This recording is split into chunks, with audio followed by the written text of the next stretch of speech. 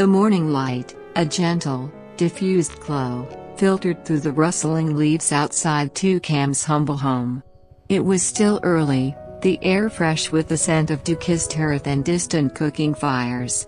"Good morning, Toucan, and my little Zoe," she whispered to the quiet house, a habitual greeting that marked the start of another day. Her voice, soft and melodious, carried a warmth that embraced the small space.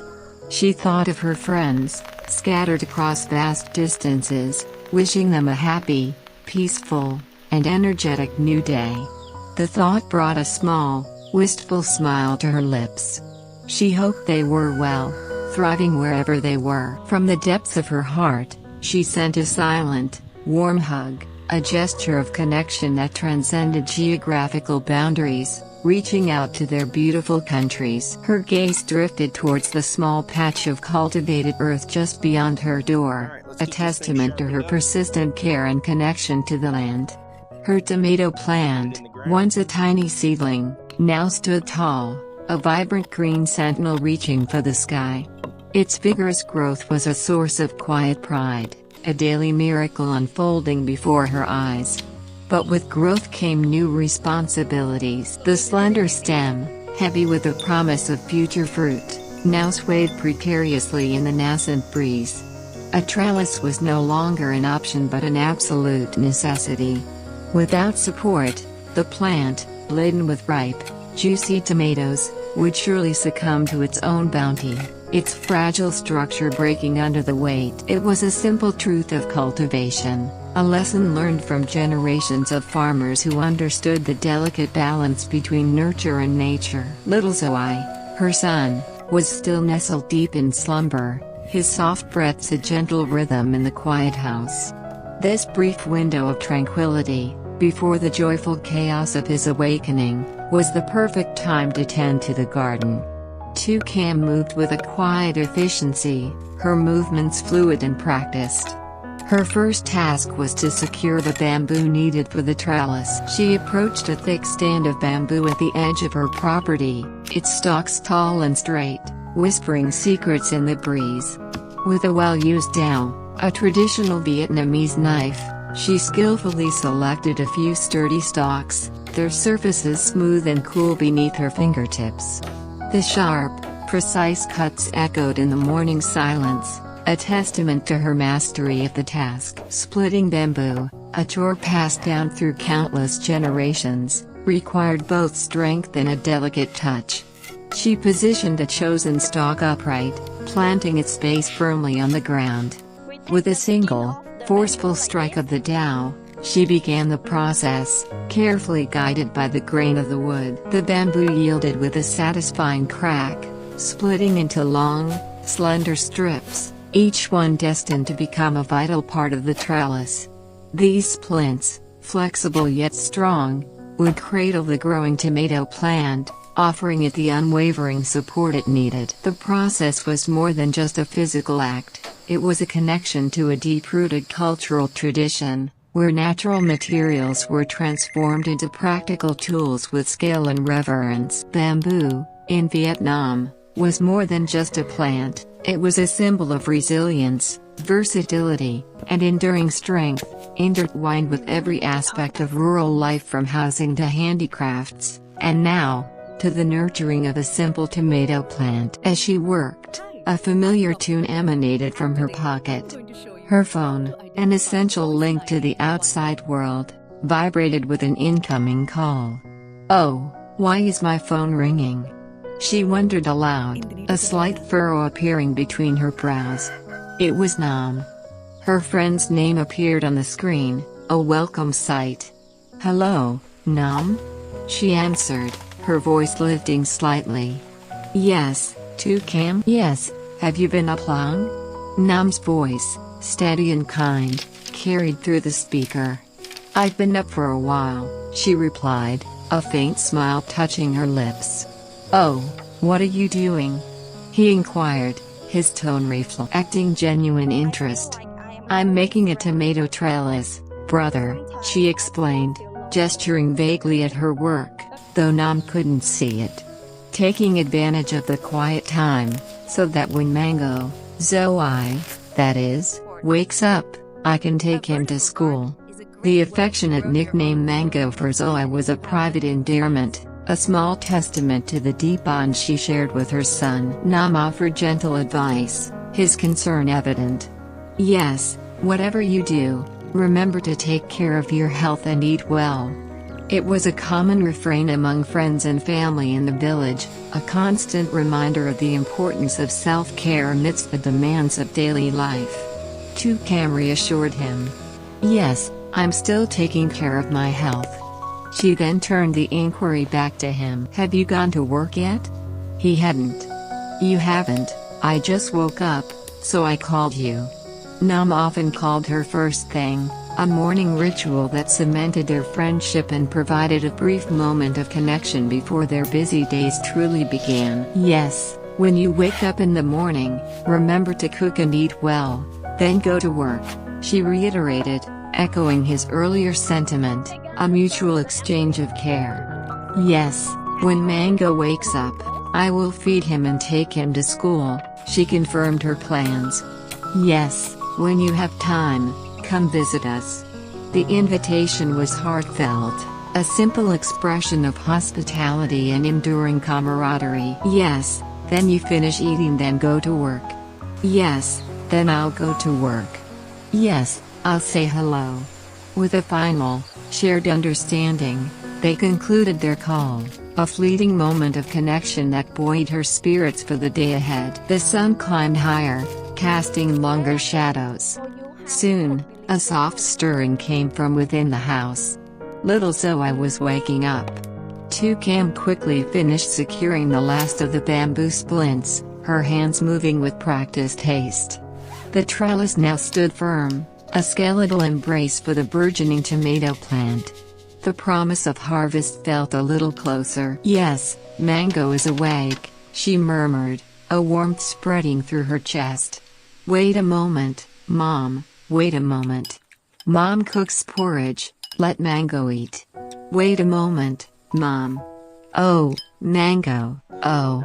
Her voice was now infused with the boundless affection only a mother could possess. Zoe emerged, his small figure rubbing sleep from his eyes, a delightful tangle of energy and nascent curiosity. I'm going to eat, hold me, go eat, eat, eat, eat, eat, eat, eat, eat, eat, eat. He chirped, his words a joyful cascade. Toucan scooped him into her arms, the familiar way to comfort. Oh my God, I love you so much, she cooed, pressing a kiss to his soft hair. The morning ritual of feeding Zoe was a sacred time, a moment of pure, unadulterated connection. She had prepared a simple bowl of rice porridge, steaming gently, its aroma comforting and familiar. It was more than just food, it was sustenance, love, and a nurturing bond, all mixed into one. Eat, let me eat, give me eat. Zoe eagerly demanded, his small hands reaching for the spoon. Toucan, with infinite patience, guided the spoon to his mouth. Is porridge good or not? Oh, no, porridge is delicious. Oh, porridge is delicious, Mom, let me eat. His enthusiastic pronouncements, though sometimes garbled, were always clear in their intent. The porridge, simple as it was, held a special magic for him. Each bite was met with a joyful declaration, baby eat, Mango eat, eat, eat, eat, so delicious, eat, so delicious, eat, so delicious, eat, so delicious.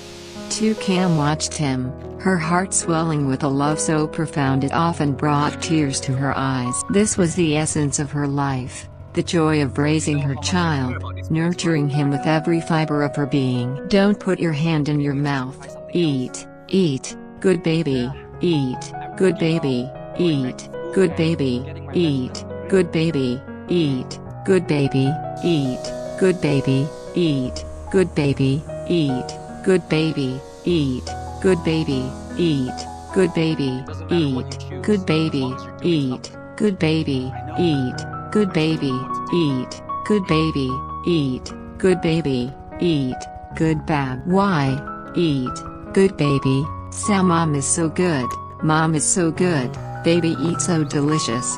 Baby eat so delicious. Baby eat so delicious. Baby eat so delicious. Baby eat so delicious. Baby eat so delicious. Baby Sao mom is so good. Her words, a gentle lullaby of encouragement and affection, filled the small space. She gently wiped away the stray grains of rice porridge that inevitably found their way to his chin. The simple act of feeding him, coaxing each bite, was a meditation on motherhood, a testament to the selfless devotion that characterized her days. The world outside, with its complexities and demands, faded away in these precious moments, replaced by the pure, uncomplicated joy of nurturing her son. Zoe, his mouth full, suddenly pointed towards the window. Huh, where are you pointing at something? Pointing at something, bird. Oh, bird singing, he mumbled, his curiosity momentarily overcoming his appetite. Toucan followed his gaze. Remember, where is the bird? Where are you pointing at, baby? She asked, encouraging his budding observation skills. Open your mouth big. She coaxed him back to the task at hand, offering another spoonful.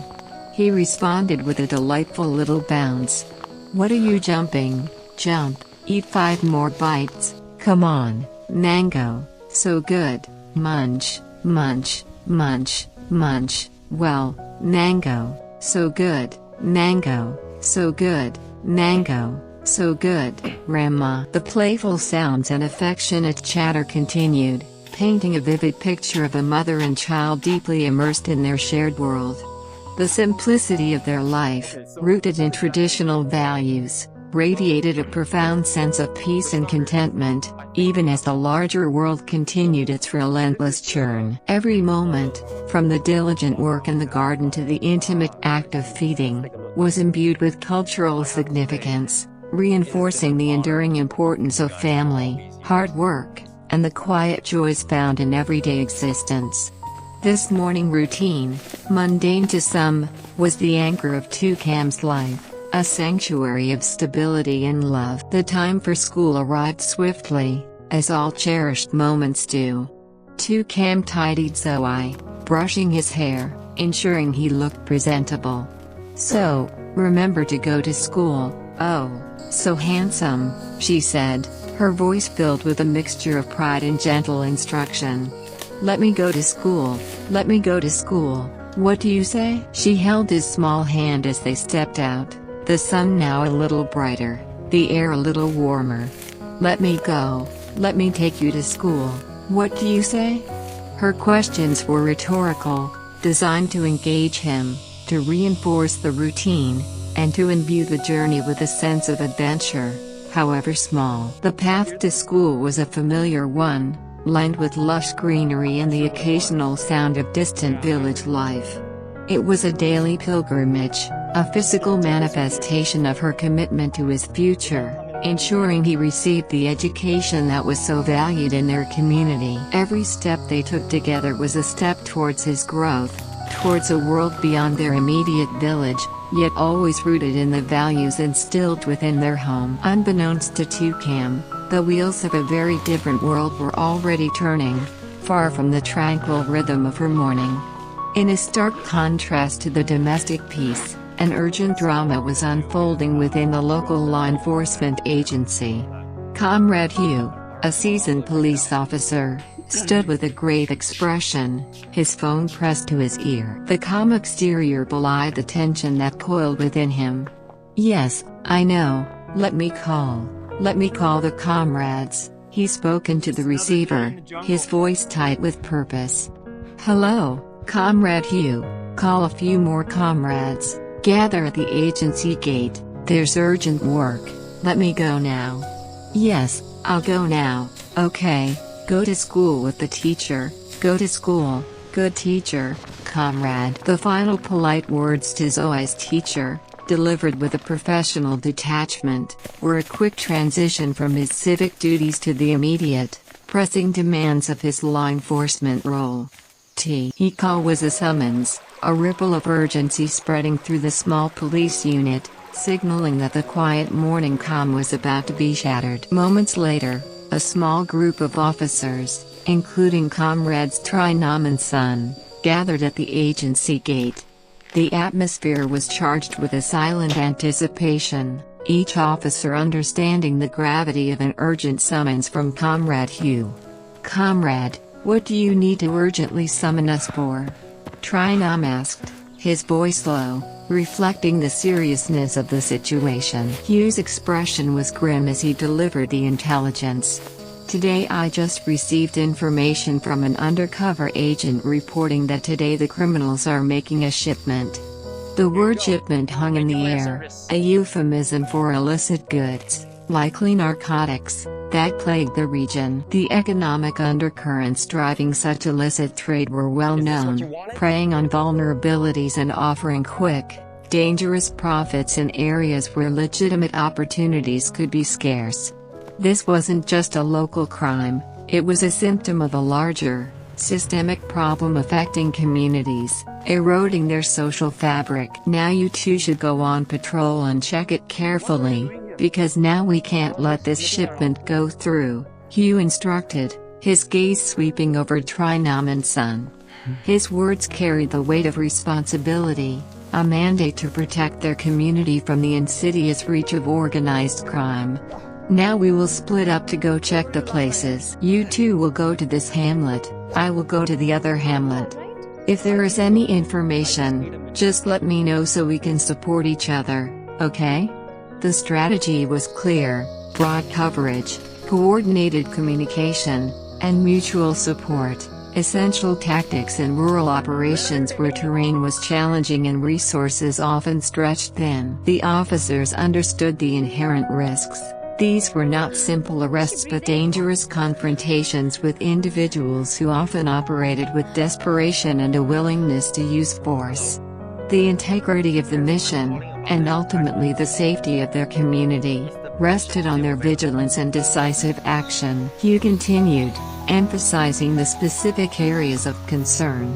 "Now you comrades, just go into any area that is deserted or has an abandoned house, then you comrades, check it carefully. Okay, now you go." He spoke with an authority born of experience, his instructions precise and vital. Desolate areas